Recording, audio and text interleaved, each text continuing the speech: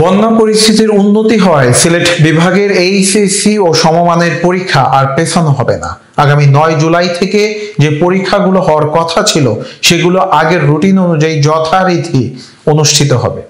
আজ বুধবার দুপুরে সিলেট শিক্ষা বোর্ডের চেয়ারম্যান রমা বিজয় সরকার গণমাধ্যমকে এ তথ্য নিশ্চিত করেন। শিক্ষা বোর্ডের সূত্রে জানা যায়, বন্যা পরিস্থিতির কারণে সিলেট বিভাগের ৪ জেলায় এইচএসসি ও সমমানের পরীক্ষা ৮ জুলাই পর্যন্ত স্থগিত করা হয়।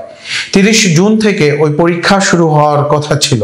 ৯ জুলাই থেকে যে পরীক্ষাগুলো হওয়ার কথা ছিল সেগুলো যথারীতি হবে বলে তখন জানানো হয়।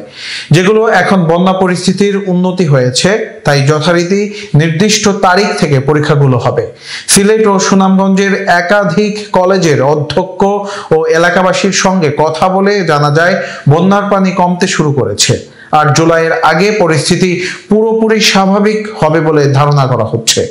এখন কিছু কেন্দ্রে আশ্রয় কেন্দ্র থাকলেও পরীক্ষার আগেই সেগুলো খালি হয়ে যাবে বলে শিক্ষা প্রতিষ্ঠানের প্রধানেরা আশা করেছেন। সিলেটের ফেঞ্জুগঞ্জ সরকারি কলেজের অধ্যক্ষ সৈয়দ নুরুজ্জামান বলেন, তাদের উপজেলায় ৪টি শিক্ষা প্রতিষ্ঠানের মোট পরীক্ষার্থী ৪৩২। উপজেলার একটি পরীক্ষা কেন্দ্রে কাসিম আলী সরকারি মডেল উচ্চ বিদ্যালয়। প্রতিষ্ঠানটি এখন বন্যা দুর্গত ব্যক্তিদের আশ্রয় কেন্দ্র হিসেবে ব্যবহৃত হচ্ছে। যেহেতু বন্যা পরিস্থিতির উন্নতি হচ্ছে তাই আশ্রয় কেন্দ্র দ্রুত খালি হয়ে যাবে। এক্ষেত্রে পরীক্ষা গ্রহণের কোনো সমস্যা হবে না। বানভাসী লোকজনের সঙ্গে কথা বলে জানা যায়, সিলেট নগরের ২৪টি ওয়ার্ড ও জেলার ১৩টি উপজেলায় কম বেশি এলাকা বন্যায় প্লাবিত হয়েছে। বন্যায় অনেক পরীক্ষার্থীর বাড়িঘরও তলিয়ে গেছে। স্বাভাবিক কারণে সবার পড়াশোনা বিঘ্নিত হচ্ছে। অবশ্য এখনো পরিস্থিতি স্বাভাবিক হয়নি।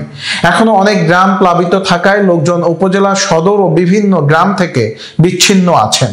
নতুন করে ভারী বৃষ্টি ও পাহাড়ি ঢল না হলে ৯ জুলাইয়ের আগেই পরিস্থিতি পুরোপুরি স্বাভাবিক হয়ে যাওয়ার সম্ভাবনা আছে।